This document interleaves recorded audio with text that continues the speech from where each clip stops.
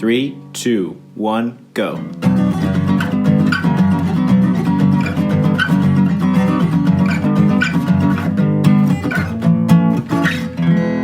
Welcome to Grounds After Rounds. It's been a day. It's been a day. It's been a couple weeks. Yeah. I've missed you, Jack. Thanks, buddy. I missed you too. Did you really?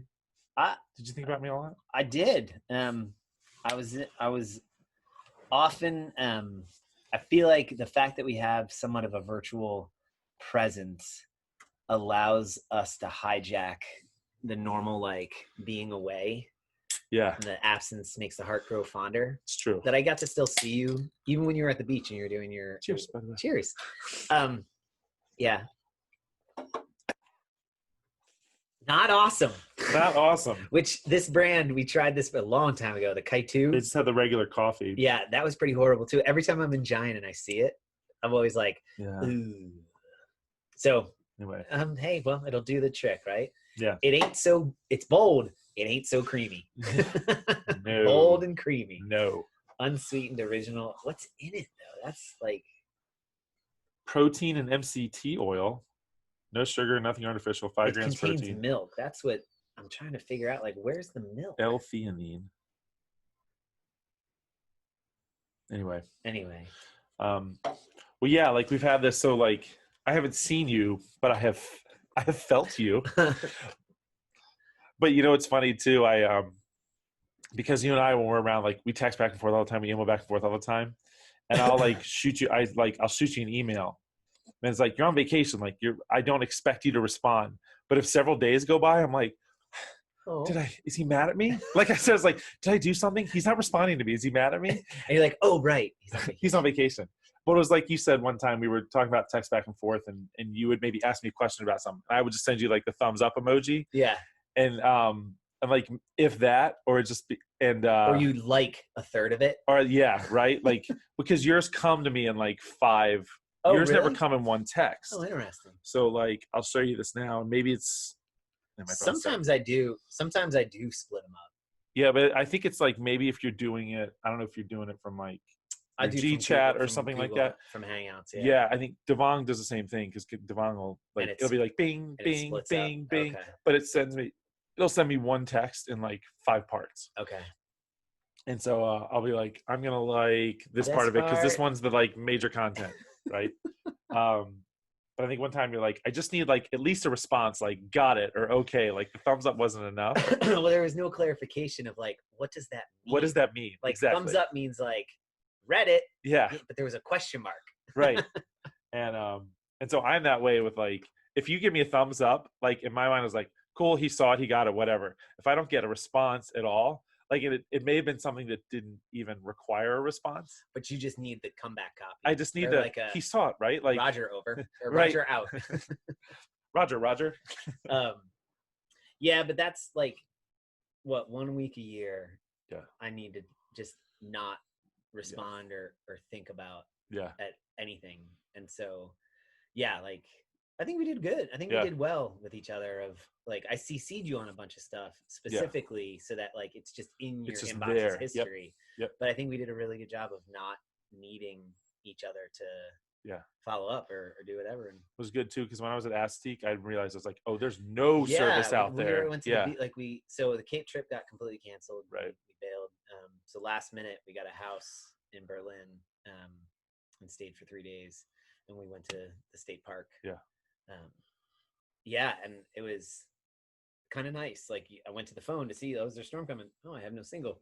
And I was like, oh, well, all right. Well, now I guess I'll just have to be present and at the beach. Oh, well.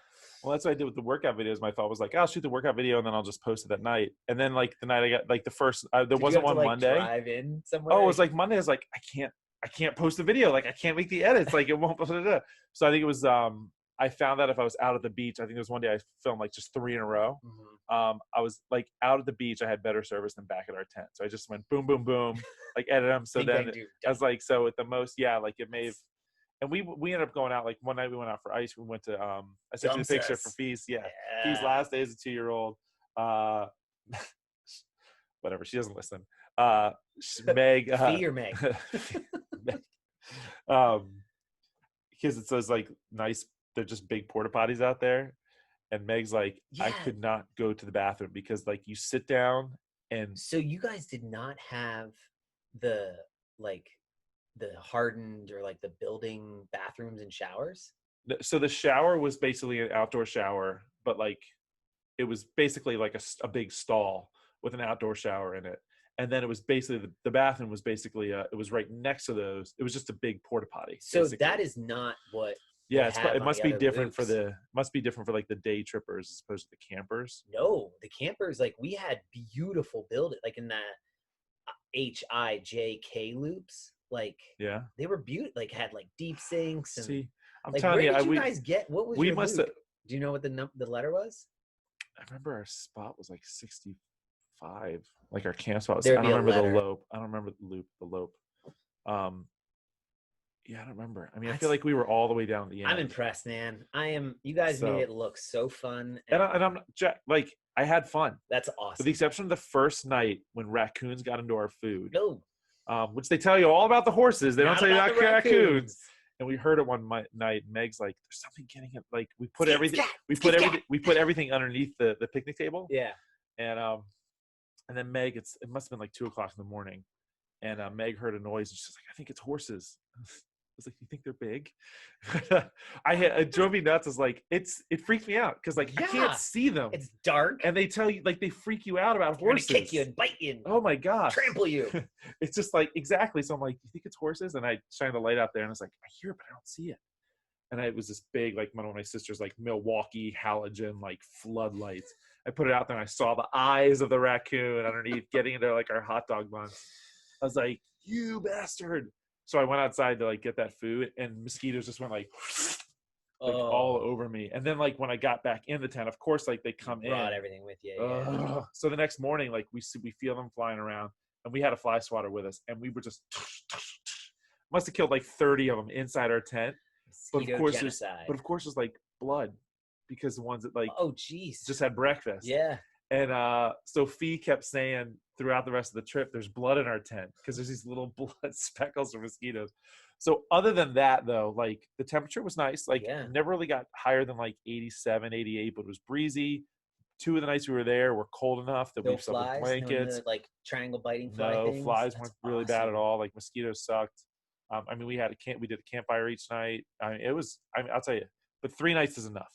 Yeah. 3 nights is enough. You guys did it well. I'm impressed, man. Nice job. I enjoyed it. So that's really cool. But really cool. But anyway, did that, came back, then you were gone. And that was a fun week. Last week was a really fun week to coach. I had fun. So the afternoon folks, the evening folks too. The week before. Good stuff. They enjoyed you. Yeah. They enjoyed you. They always enjoy it when I'm gone for whatever reason. I don't know why. So awesome. But folks, a slightly different layout. We're trying the couch today. We may move around a bit. We like to keep it fresh, keep it new. Like the background. Yeah. You got a fee. There's Fee's little head. Little my curiosity big head. Instead of courage this week. Yeah. But reason being, we were curious. The games are about 6 weeks away. Hopefully. They're staying strong in their planning. Yeah. You had a great idea, which I absolutely loved, was to take a look at a event from the past and maybe an event, similar event from the lesser past, 10 years later. Yeah. But we're going to watch it real time with you folks. Yes. So this one, search Max Snatch Men 2009 CrossFit Games. Which this one is, so what we're going to do is we're going to say, okay, while I'm talking about it, open up the YouTubes.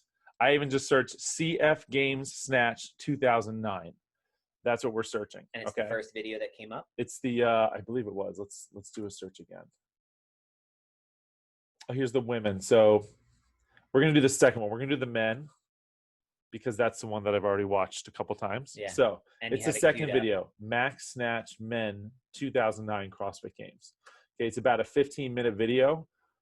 We are going to cue it up at about the 8-minute mark.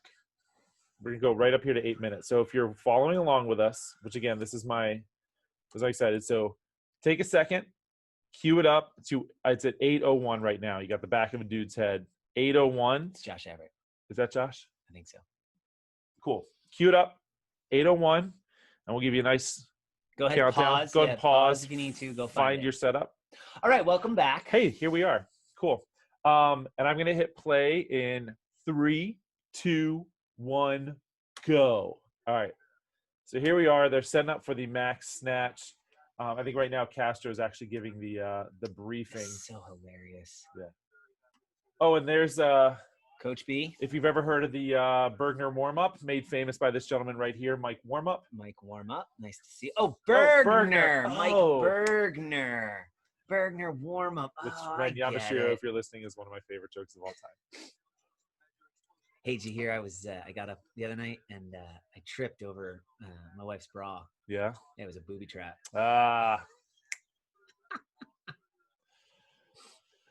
Sounds like something Nicole would do. She actually chuckled at that one. Yeah, that's a good one. Hey, what do you call a dog that does magic? A labracadabra. I told that one yesterday. This is what makes weightlifting so much fun. OPT, James Fitzgerald. James OPT Fitzgerald, the 2007 Games champion. So before people cared. Yeah. Still a rather fit dude. 2008 Games champion, Jason Khalipa. Surprise out of nowhere. Yeah, now 2009, like way back, crawled his way back up to 4th or 3rd this year. Yeah. By the time, spoiler alert. There's Jason's mom. Yeah, but he bonked. He almost didn't even finish the first run, the 7K run, trail run that this one starts with. It's right off the bat, too. If I don't hit a PR, it's because of the slope. Well, and they had those bumpers, the parking bumpers, because the weights would all roll. Kept rolling back, yeah. All right, here they go. So they're this one, too, up. this one's like super cut. So this one's a little bit. It's okay. So what you see is, and they're following kind of the main guys. So Khalipa, Miko Salo, who nobody really knew, but obviously this was Salo's first year in 2009. Yeah. But yeah, so Salo hit 165, and all of them are more or less power snatching. OPT is kind of the only one. That was Teal, Jeremy Teal. Oh, that was awesome. Khalipa. And he's so 205, strong. 205 power snatch with a press out.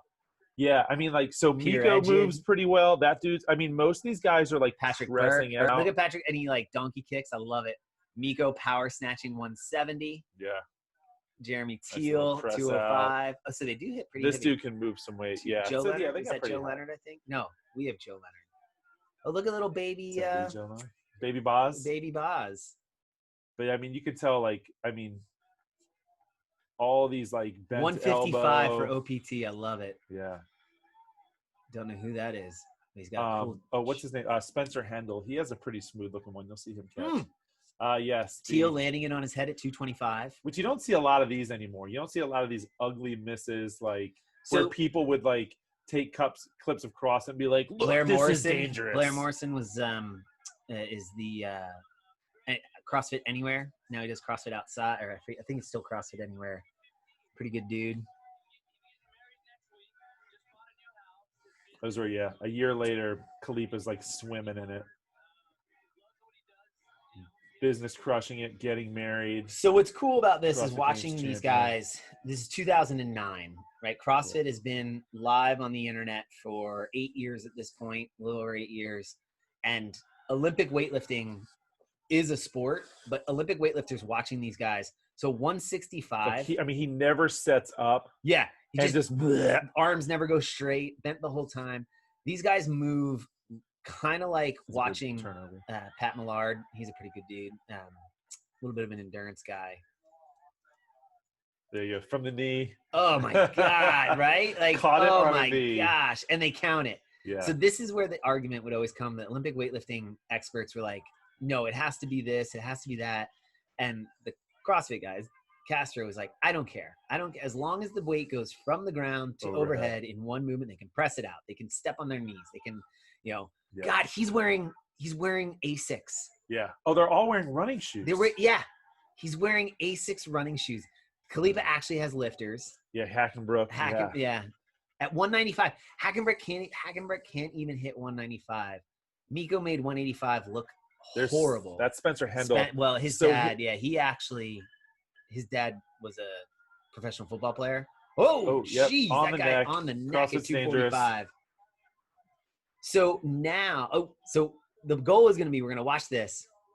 Yeah, like look at that turnover, punch out, catches in a squat, smooth. But like even today's standards, like that's still. He throws the bar. I love that he throws the barbell. Throws the bar from the knee.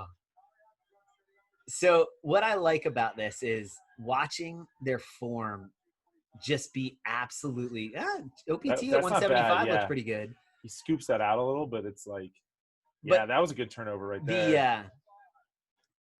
The absence of technique and just the sheer strength that none of us knew at this time, especially if you're just a CrossFitter and not really an Olympic weightlifter, right? Like what to do. You just gripped and ripped and just went for it. And you knew some of the mechanics and like whatever they talk about it at level 1, but you didn't know it. Like if you could take a time machine, you, Eric, could take a time machine back to here, you would be just listening to your cues and, you know, getting some of the feedback from folks that are taking the summer solstice, you would be on par with Coach B. Which, like, I feel like it's funny. It's taking my 2020 coaching experience back to 2009, like understanding. And that's the lifting, 11 which years. Is like, so just an 11-year back.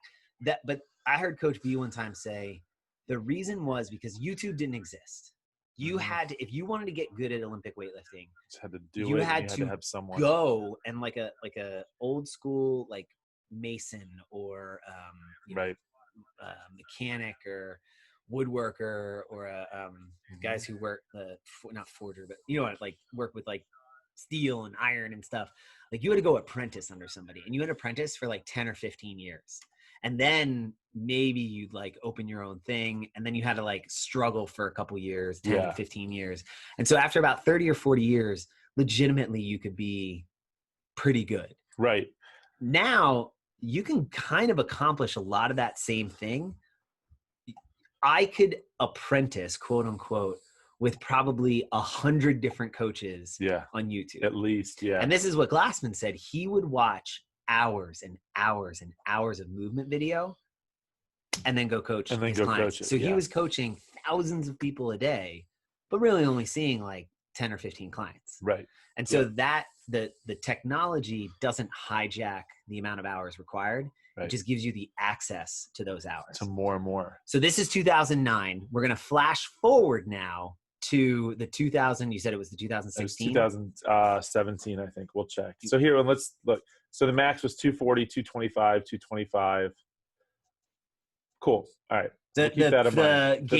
The games winner from the year before 145, or 2 years before 145. Oh, yeah, OPT might down there, 145. Yeah. And then Miko won this year, right? 2009? He wins 2009. Yeah, so he hits 190. So cool. 190 pounds doesn't even win you the women's snatch event at a local regional competition. No, it does not. And that is not like a sexist whatever. That is just to put into perspective. It's not that these guys weren't strong. This is why Olympic weightlifting is so amazingly enjoyable, is because it is more about technique than it is about strength. Yeah. Then it's about strength and technique. Then it's about something else. Yeah. Like when you're strong and technique, now it's about guts. Yeah. And I would say watching the women lift, the women have more guts even now. Like watching that Rogue Invitational. Yeah. What Sam Briggs was able to do with that multiple snatch event, what they're able to do with their clean and jerks, the guts that they have to get under a bar. That is how deep and fast they get under it, much more than guys. Which I tell people all the time. It's like, it's catching a snatch in particular. We were working on the snatch and then even the split jerk this past week with the weightlifting class. And like the split, it's very awkward. It's uncomfortable. And everyone kept saying how awkward it is. And it is, but you get so much lower. Yes. Therefore, you can move more weight. And then same thing with catching a snatch in the squat. It feels so awkward. And when it's a PVC pipe, it feels good, whatever. But as soon as you have to like put weight over your head, you're like, oh my God. So it's not that you don't know how to do it. It's just, it's a lot. It's a mental hurdle to get over. Yeah. So like, I mean, you saw the dude dropping on the back of his head and the back of his neck. Like you see that once, you're like, oh, I don't want to do that. So it's the box jump of weightlifting. I like that. All right. So we're moving on now. So we'll go CF Games 2017, right? And I think it was one rep max snatch. All right, so CF Games one RM snatch. The first one that pops up is the CrossFit Games individual 1 rep max snatch. Now this is a 2.5 hour video. We're obviously not going to watch 2.5 hours. Let's go ahead and skip ahead to heat, the final heat. Yeah. Which skip that ad. See where are we at. Okay. Where are we at? Okay, so here we go. So here we are. I see. Okay. All right. So 50 at the 50-minute 9-second. Looks like 50:09. Is that, you want to start it there probably? Let it run a little bit. We didn't cue this up, by the way, folks. So this one, yeah. So we're figuring this spot out right now. So while we figure it out, you go CrossFit Games individual 1 rep max snatch. It'll come up. It's, I think in this video, it's both men and women. It's the 2017 games. Yeah. And we are going to fast forward. If you click forward to 50:30, you are now watching Fraser and Fikowski. He made he's so this starting is 285. at so this 285 pounds. Pat Vellner. And what was the heaviest? 245. 245 won the this 2009 is, that games. wasn't Vellner, it was somebody else. This is 285 and pretty much hit it without issues. And I think he's wearing nanos. Yeah. I don't even think he's wearing lifting. No, he's wearing Which, nanos. by the way, did you see that one, the Japanese lifter that I posted? Who wears Metcons? Yeah. In competition? Yeah. Yep.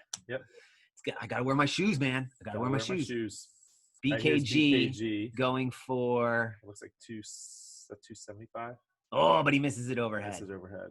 But just the speed that these guys are moving under the bar. This is 10 years later. Not even. 9 years later. Yeah. Less than a decade. And the average skill set, like, it's insane. 287. That's what's going to... Yeah. These guys, if you... Again, so, like, Eric throws one of them in the time machine with him and takes them back to the 2009 games. These guys look like Thor. Yeah. You know what I mean? Oh, it's like Thor fighting me. Well, it's like, and here's at the time, speaking of time machines, a clean Mr. Gerard.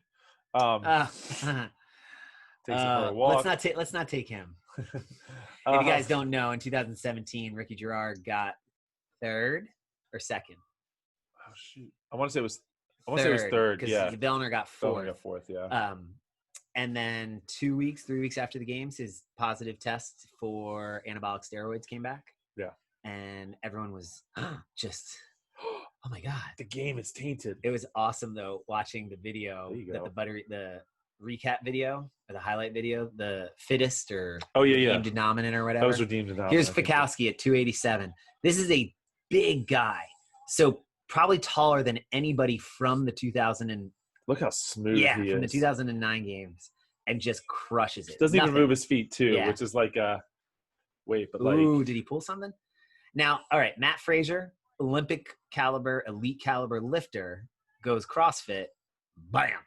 Yeah, catches it, holds it, looks around, says, "What's up, folks?" Oh, geez, that was good. And if you watch too, like watch some of these guys, the better lifters too. So here's Ben. Yeah, he gets set. Oh, he almost had that. So he falls backwards. And I'll tell you, that like people are rushed, like patience. And like if you said, the one dude walks up, grabs it, snatches up overhead at 2009. From 2009, yeah. Yeah. Easy. This dude loves weightlifting. Look at, he's patient. Bouncing a lot. Yeah, he never really got set. But still threw up a ton of weight. He's such a cool athlete. Yeah. But like now you're at the cream of the crop right now. So 302 here. 302. Who's this? Fikowski? No, Tommy Vihas. Oh. Look at them quads. Calm down. So 302 pounds. So 60 pounds more than, so what's that? A 30% improvement. Yeah. From the 1 rep. And then they've done yet. Like max you know what I mean? Like the best from this year was like a 30%, a 1/3 improvement. Yeah. But if you were to take the average, how many guys in the top 10 were over 200 pounds? There were 4. Every single one of these guys is more than the heaviest by about 40 pounds. Yeah. So just the bell curve has gone up. And this is the numbers thing that they looked at with men and women as well. The women have, for the longest time, the standard CrossFit scaling between men and women is always 2/3 weight. So, 50, 35, 135, 95, whatever. Right. And it's a basic benchmark, whatever. For the elite athletes, that doesn't work anymore. It's actually now like 80%. Oh, really? Women are about 80% of men's weights, both from top end and then across. But what's interesting is that the women can consistently move a higher percentage of their average 1 rep maxes than the men can. Huh. So let's say your max snatch is 300 pounds. Okay. You're close. Your 80% is a 240. Okay. Women, let's say a woman's max snatch is 200 pounds. Mm-hmm. So her 80% is 160. Yeah. Women in the elite athlete, they can move the 160 snatch 4 reps and then do other stuff better than men can. Move too. And so when they do it is in like the open. Yeah. When they do medium barbells, the women are always doing better in their scores than the men do. It's just because the women are just, he doesn't nail it. Fraser. And he goes right back for it. Yeah, the women are getting stronger faster than the men are. But I bet you it's also just because they're better technicians. Yeah, I mean, yeah, absolutely. But Bergner and Kirk Wolfak at the Academy would always say that too, that like Sage Bergner and Natalie Wolfak, now Natalie Bergner, always picked up on the lifts quicker. And both of those guys said they prefer to coach women athletes because they respond to the cues better than guys do. And guys always come with like other sport background biases. And so it's just I like that we're watching the guys, but I will honestly say I enjoy watching the women's events of these things more because they move better and they're more aggressive under the barbells. It's funny. I think you probably see more made lifts in the women's too. Yes. Yeah. All right. This is cool, man. Does he hit it? Does Venus hit it? What's he going for? 3? No, because I think Fikowski wins this. Look at those arms bent off the ground like he had nothing. Yeah. Yeah. So it is cool to see like these guys push it to a state where their mechanics start to actually fall apart and start to look like the 2009. Yeah. Which these guys are still for their body sizes. They're lifting weights that aren't even competitive for women of their same size. Right. At the Olympic level. Yeah. Yeah. So they're still, whereas you have women in the CrossFit Games who go to the Olympics and place. Yeah. AKA Tia Claire Toomey. Yeah. She won the Commonwealth Games, the Australia, New Zealand, and at her body weight. Yeah. The men can't do men aren't anywhere close. So again, like just a cool, if you put it into perspective, if you want to watch a better performance, watch the women's events when it comes to this Olympic weightlifting stuff. Because and they're much more comparable to what you're going to see from a professional weightlifting athlete. Yeah. They move well. But this was cool. But it was fun if you compared the men to the men. And it was cool. I love watching I love when they repeat the events and you go back and see that just not just the difference in like their scores and their weights and their times, but like I said, their quality of movement. And which too, like I think in that 10-year difference, like obviously there became a strength focus. Well, because the competitive side of CrossFit changed as well.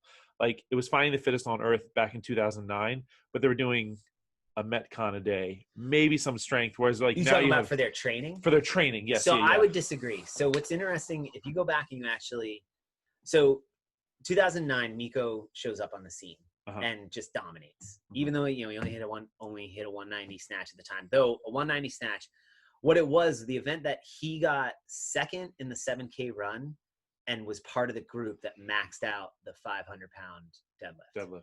So people were like, oh my God, the fact that this guy can run that fast and lift that heavy, who is this cyborg? And then was able to still do a 190 snatch, right? He's still in the top 10 of all competitors. And it's like he started to look like what we understand a CrossFitter to look like. They can run a 5-minute mile and back squat 500 pounds and do 50 unbroken pull-ups, right? The Adam Klink just accomplishing that.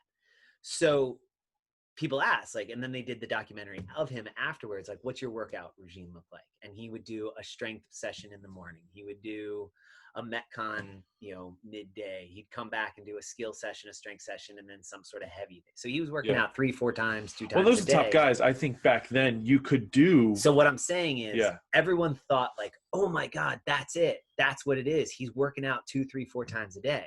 And everyone thought he was the only one doing it. No. They all were. That's the part, I forget who it was that's interviewing, like, so Miko was the one, because he won, because he was so dominant.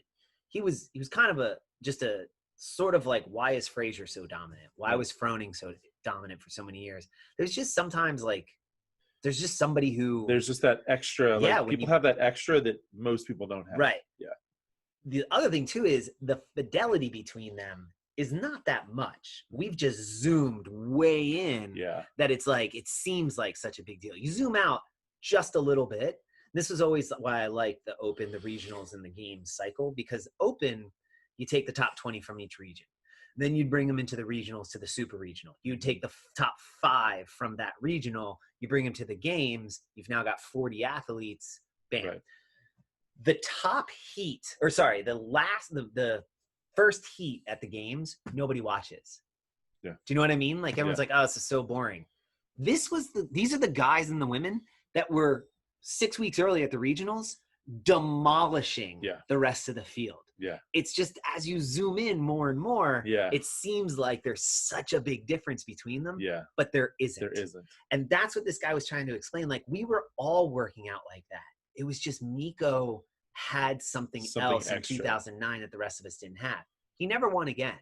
He didn't even, I think he got 5th or 4th in 2010. Yeah. Where Froning was second. 10 was Froning. Holmberg was first. And the only reason Froning was second is because he couldn't climb that rope. Was Kleber third that year? Maybe. I forget the breakout. Because he never won again. And right. But that idea of like, oh, like it wasn't the programming. It wasn't anything. People were still kind of figuring themselves out. Their training regime wasn't any different. And actually, I would argue it wasn't any different even than it is now. Mm-hmm. What was different is what Bergeron talks a little bit about this in his book, Chasing Excellence. I forget where he took it from, who's the actual, it's levels of adaptation. So your level 1 adaptation is physiological. Mm-hmm. Your level 2 adaptation becomes neurological, and your level 3 adaptation becomes expertise. Mm-hmm. That it shifts from consciously competent to unconsciously competent. So physiological adaptation, that's what was taking place in 2009. You had people that were just changing their bodies, like how your body moved. You had a larger population of fitness enthusiasts doing CrossFit consistently, that it was starting to manifest as just GPP, that was starting to become slightly specialized in CrossFit, monostructural weightlifting and gymnastics. In 2017, you're starting to see level 2 and level 3 adaptations across multiple disciplines. Most of them had not started to have level 2 adaptations in gymnastics, in weightlifting, in monostructural swimming, running, whatever, combination events, that kind of stuff. You're starting to see legit experts in gymnastics, in weightlifting. Yeah. And that's the point where when you can take a CrossFit Games athlete and put them into a gymnastics competition and they do okay. They don't look like Will Ferrell from Old School. Right. Like they actually look like they can hold their own. Yeah. You've got something there. Yeah. None of these guys. So the fact that Adam Klink could run a 5-minute mile, like, wow, that's really good. He's getting like second to last at a high school track event. Oh, right. Yeah. Yeah. Do you know what I mean? Yeah. Like, so you put it into perspective, like, wow, that is kind of fast for a CrossFitter. Yeah. But whatever. You take him to a powerlifting event, a 500-pound back squat, maybe gets him out of the first heat. And at his body weight, he's not even, he didn't even make the, like, thanks for coming, but work on that, buddy. Let's see if you can get to 600 pounds. And then maybe we'll let you have a seat at the table.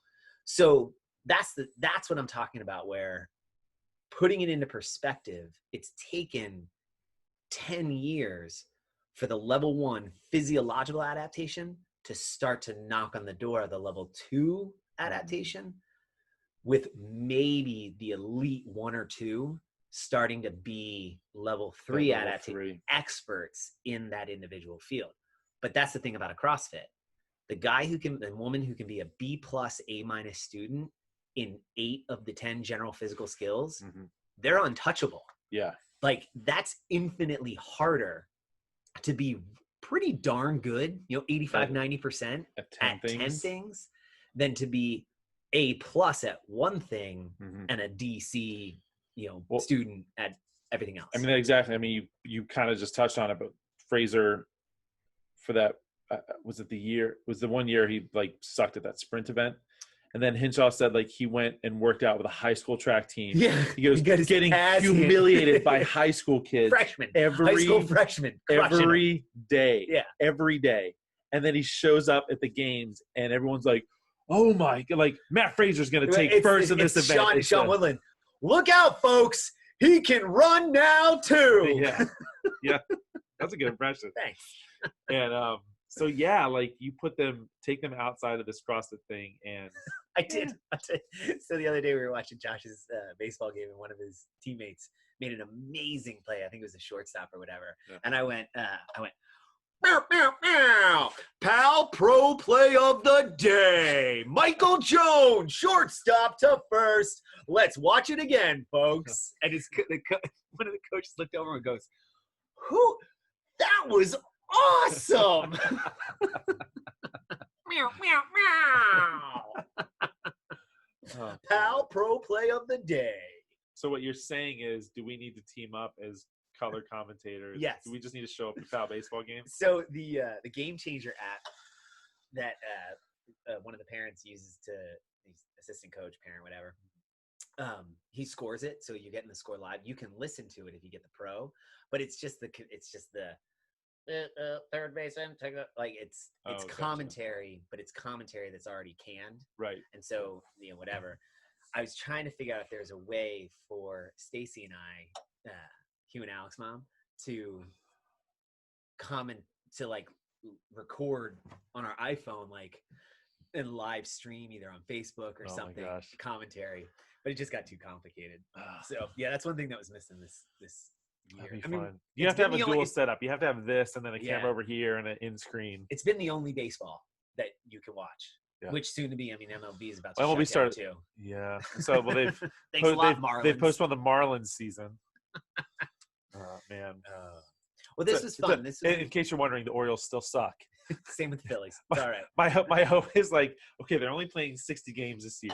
Well, that's good news is they can't lose as many games they did last year. So college football, right? Most of the conferences are shut down. They're not doing it because they can't maintain, homogeny or their safe little bubble. Yeah. Well, the service academy said they can. So they're intending the service academies. It's still up in the air. It's not definite yet, but the service academies have said they plan on playing each other.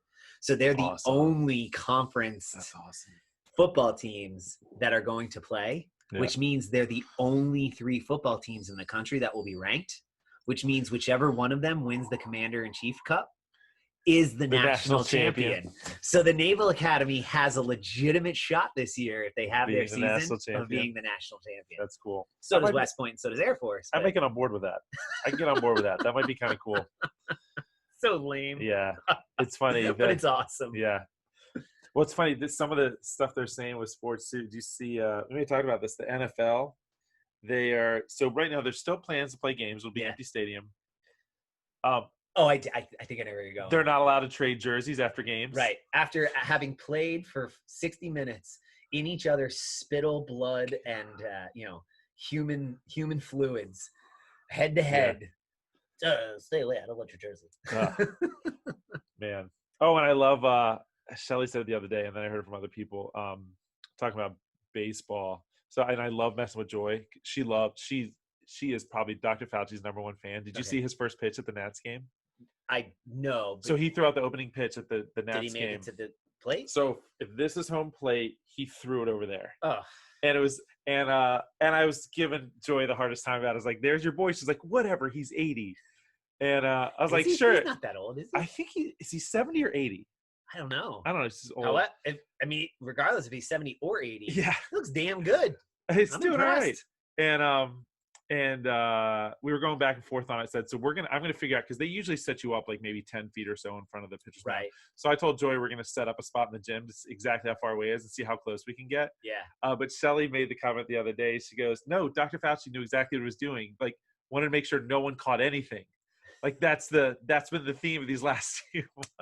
But I mean, he literally like threw it. I wonder if that's how true that is. If not, it's not. Shelly's pretty damn sharp. That was good. That was good. I was laughing. I was like, all right. Yeah. So, but anyway, sports are interesting. I don't know how we got on this topic. CrossFit Games. Doesn't matter. CrossFit Games. That was fun to watch. Yeah. Cool. A lot of videos out there. CrossFit Games. Gratitude. And sorry. Yeah. Totally, we may do this again. Yeah. I like this comparison of events because it kind of puts things in perspective for all of us. Yeah. To remember. I mean, that was less than 10 years ago. Yeah. Well, now longer. Now it's about a decade ago, a little over. In the build up to the games of like remembering, I think it's a nice appreciation to come back to. CrossFit started in garages with sandbags and wood plates and blocks anything you could find, multi-joint functional movements, moving hard, heavy loads, large distances quickly at intensity and moving well. And that's it. I will say, doing a lot of dumbbell work for the last 3-4 months, my front rack on pressing, horrible. Like absolutely. Yesterday was so painful in the front rack, but I have squatted, like I front squatted a couple times. It didn't feel that bad. That felt horrible with that barbell yesterday. So interesting. Does it feel like you're all the way out here with your bar? Yeah, but what's his face? Reno. Olympic weightlifting guy. Ray. Ray. But said something. Ray Regano. That's it. Said something very similar, and I was like, interesting. I think it's like I've gotten much stronger. My handstand push-ups are all better. Like everything's great, but this is just super tight, my tricep, and so getting into that front rack big time to press out of it dynamically is. I mean, I just felt that even here. Yeah. Like everything. Anything. I felt that with the presses and jerks and stuff last week. Yeah. That like, it's like, why do I feel like I can't get back? Yeah. So good stuff. Like interesting to see stronger and moving just as well without a whole lot of barbell work for the last 4 to 5 months, but other things kind of fall apart. Yeah. Hence, constantly varied. Constantly varied. Always make stuff different. Don't always prioritize one thing over the other. Yeah. Good stuff. Perform across broad times and middle domains. So cool. Gratitudes over the last 2 weeks. Mary, Amy, Shelly. They were mine with Joe. Even like CA, they were. Which I haven't listened to that one yet, by the way. I need to listen to that one. I know I'm the worst. We get a little navied up in the beginning. Yeah. Just to establish it's fun. This is where we're at. Man, I had no idea. Like I didn't know he was a 30-year 06. Like 30-year retired in 06, and what his last job was like. He was the director of seamanship and navigation at the Naval Academy. He was a CO of a. Spoiler alert! If you haven't listened to Joe. Yeah, did some pretty big shit in the Navy. Yeah. Like pretty important dude. So, it's funny. I know that he had like a 40 some odd inch vertical when he was in college because he played volleyball and basketball. Yeah. He was recruited to play volleyball. He was a year ahead of Robinson. So I remember the first time we were doing box jumps. He's like, man, I had like a 40-inch vertical in college, and now he's like that 20-inch box is like, why does that seem so high? Yeah, but still, as that's not gotten, now he's getting higher and higher. He still jumps like he's got power in his elite jump. athlete. Watching the weightlifting, like he's got some power in his jump. The guy, I mean, it's coming back. Yeah. And it's coming back with a vengeance. Yeah. So he moves well. Yeah. So, but yeah, mine are the Shmermikas, because we'll throw CA in there. Shmermikas. They were just, it was great. Not approved nickname. Hashtag not approved. Hashtag I approve. No, they were great. Like, you were gone for a week, I was gone for a week. They filled in the gaps where we need them to fill in. Yeah. They follow us blindly, which I appreciate. And but it was great. And it's funny, I actually was telling Shelly, I feel like I spent more time around Shelly last week than I think I've ever spent around her in a time. And we just started clicking, right? That's like cool. We were finishing each other's sandwiches. And but then no, it was fun. They were awesome. And just kind of rolling with us, which was great. So I'm grateful for them, because it gives me that relief that, like, I always know that I can, if I want to take time away, I can rely on you. But I hate going away because I hate dumping everything while I'm away on you. Right. And so knowing that you didn't have to do your own classes, plus B's, plus 515, plus 615. It was a great week, actually. So that was really fun to just kind of do the evening and not worry about the morning, but like not have to. Not as much. Right. Like I kind of slept in. I think I even came and worked out at one of the workouts. I can't remember. It seems seriously like 6 months ago. It does. That week. Yeah. Last week is blown by. So anyway, the Shmamakas. Awesome. Mine's Drufus. Little Drufus Bauer love. Went on vacation with him. We left the wives at home, loaded up the car with the boys and Aaron, and went down to the beach house, and it was really freaking fun. Like, you'd imagine, right? Like me and Drew on vacation, waiting. That's the nitroglycerin explosion waiting to happen. Oh. Order OCD, whatever happens. Not the case at all. Like, nice. Drew is an incredible person to go on vacation with. I mean, like, it was awesome. So many cool ideas. Like, hey, you want to do this? Yes, I do. Drew always has. You want to go do go-karts? Yeah, I want to go do go-karts. Let's get some shrimp. You guys want to get some grilled shrimp? Yeah, let's get some shrimp. Like, it was awesome. Absolutely. And like, just shows up with things. Like, we ran out of propane. I'm going to go get some more propane. Gets propane. Aaron had a medical emergency, just like up and fine. Takes her and gets her squared away. Like Creek Beast Aaron Bauer? Yeah.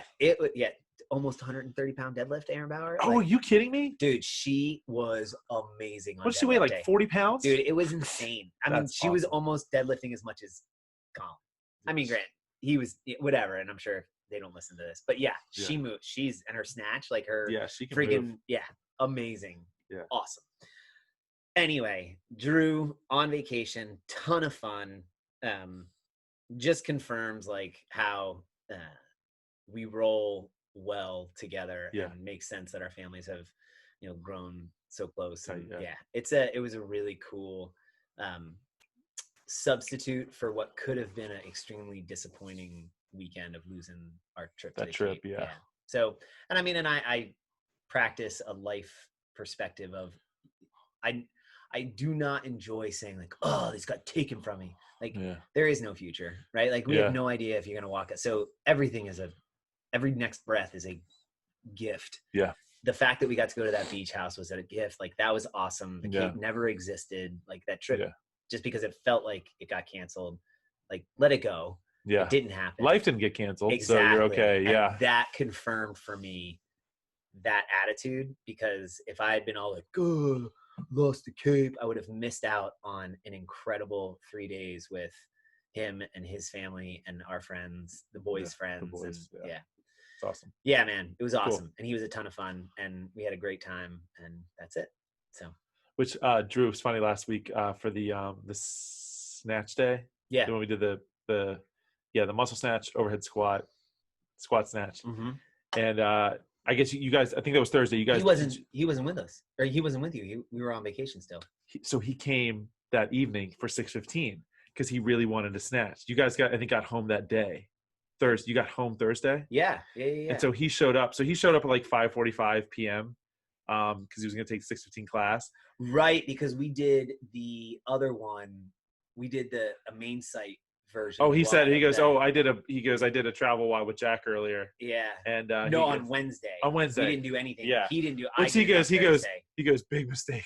He goes, travel watch with Jack, big mistake. But it's so funny. They're showed a little intense because he really wanted to do that workout.